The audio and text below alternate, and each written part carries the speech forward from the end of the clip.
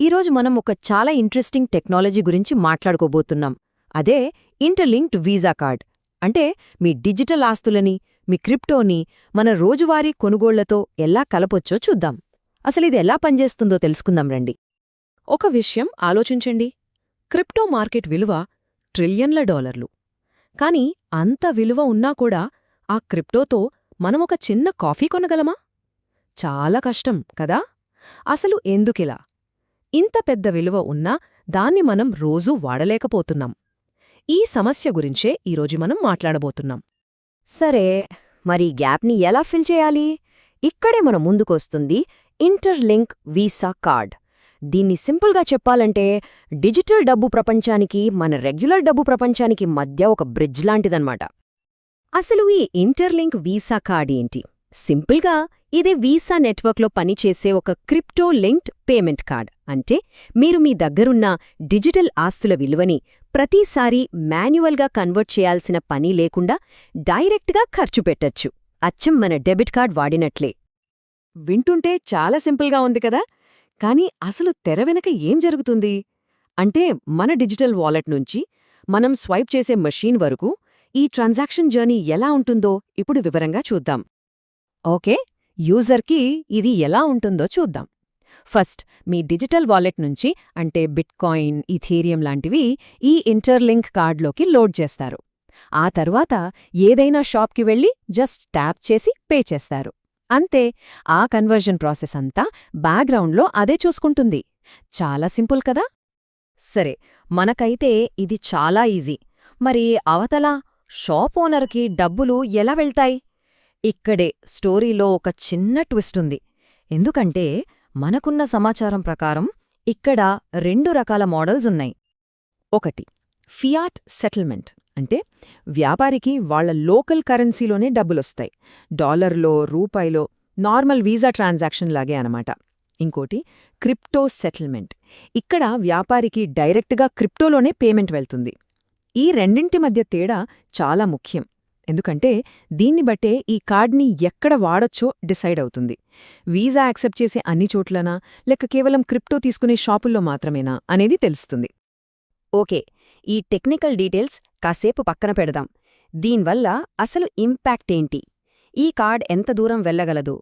అంటే దీని global reach ఎంత? మరి దీనివల్ల ఎవరికెక్కువ లాభం? 50 మిలియన్లు, 50 మిలియన్లకు పైగా. ఆలోచించండి. ప్రపంచవ్యాప్తంగా వీసా నెట్వర్క్లో ఉన్న అన్ని షాపుల్లోనూ ఈ కార్డ్ పనిచేసే అవకాశం ఉందన్నమాట. ఇది ఖచ్చితంగా ఒక గేమ్ చేంజర్ అనే చెప్పాలి. అంతేకాదు, ఈ నెట్వర్క్ ఏకంగా 170కి పైగా దేశాల్లో ఉంది. అంటే థియరిటికల్గా చూస్తే ఈ కార్డ్ ప్రపంచంలో చాలా చోట్ల పనిచేయగలదన్నమాట. స్కోప్ చాలా పెద్దది. మరి దీనివల్ల నిజంగా ఎవరికి ఎక్కువ ఉపయోగం? 1, తమ క్రిప్టో ఆస్తుల్ని ఈజీగా వాడుకోవాలి అనుకునే హోల్డర్స్కి. 2, క్రిప్టోలో జీతాలు తీసుకునే గ్లోబల్ ఫ్రీలాన్సర్లకి. అలాగే నార్మల్ బ్యాంకులకు బదులు వేరే ఆప్షన్స్ చూస్తున్న వెబ్3 యూజర్స్కి ఇది చాలా హెల్ప్ అవుతుంది. ఇంకా చెప్పాలంటే క్రిప్టో వరల్డ్లోకి కొత్తగా రావాలనుకునే వాళ్లకి ఇదొక సింపుల్ ఎంట్రీ పాయింట్ లాంటిది. అంతా బాగానే ఉంది కదా? కానీ ఆగండి, ఇక్కడే ఒక చిన్న క్యాచ్ ఉంది.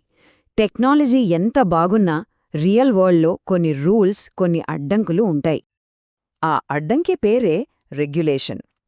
చూడండి, టెక్నాలజీ గ్లోబల్ కావచ్చు, కానీ చట్టాలు మాత్రం local. So world wide access అనేది టెక్నాలజీ ఉంటే సరిపోదు, ఆయా దేశాల చట్టాలను కూడా ఫాలో అవ్వాలి. నిజానికి మనకు దొరికిన సమాచారం కూడా ఇదే విషయాన్ని చాలా గట్టిగా చెప్తోంది. ఏంటంటే ఈ కార్డ్ వాడే ముందు మీరు ఉంటున్న దేశంలో రూల్స్ ఏంటో ఖచ్చితంగా తెలుసుకోండి. ఇది చాలా చాలా ఇంపార్టెంట్ పాయింట్. ఒక ఎగ్జాంపుల్ చూద్దాం. మన ఇండియానే తీసుకుందాం. ఇక్కడ క్రిప్టో కొనొచ్చు, అమ్మొచ్చు, కావాలంటే రూపాయల్లోకి మార్చుకోవచ్చు కూడా. అన్నీ ఎలౌడే. కానీ దాన్ని డైరెక్ట్గా షాపింగ్కి వాడటం మాత్రం ఎలౌడ్ కాదు. ఇప్పుడు చూడండి, ఈ ఒక్క రూల్ వల్ల ఇండియాలో ఈ కార్డ్ యొక్క మెయిన్ పర్పస్ దెబ్బతింటుంది.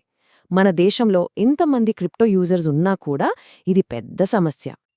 సరే, ఈ రెగ్యులేటరీ ప్రాబ్లమ్స్ ఉన్నప్పటికీ ఒక్క క్షణం వెనక్కెళ్ళి బిగ్ పిక్చర్ చూద్దాం. అసలు ఈ టెక్నాలజీ దీనికి సంకేతం? ఇది మనకు ఏం చెబుతోంది?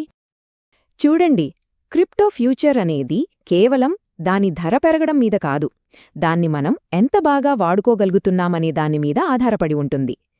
ఇంటర్లింక్ లాంటి కార్డులు ఆ దిశగా వేసిన ఒక ముఖ్యమైన అడుగు. బ్లాక్ చైన్ టెక్నాలజీని మన ప్రస్తుత పేమెంట్ సిస్టమ్స్తో ఎలా కలపొచ్చో ఇవి ప్రాక్టికల్గా చూపిస్తున్నాయి. సో ఫైనల్గా ఒక ప్రశ్నతో ముగిద్దాం. ఈ క్రిప్టో కార్డులు భవిష్యత్ ఫైనాన్స్కి ఒక పర్మనెంట్ బ్రిడ్జ్ అవుతాయా? లేకపోతే ఏదో ఒక కొత్త టెక్నాలజీ వచ్చే వరకు ఇది కేవలం ఒక టెంపరరీ సొల్యూషన్ మాత్రమేనా? ఆలోచించాల్సిన విషయమే కదా.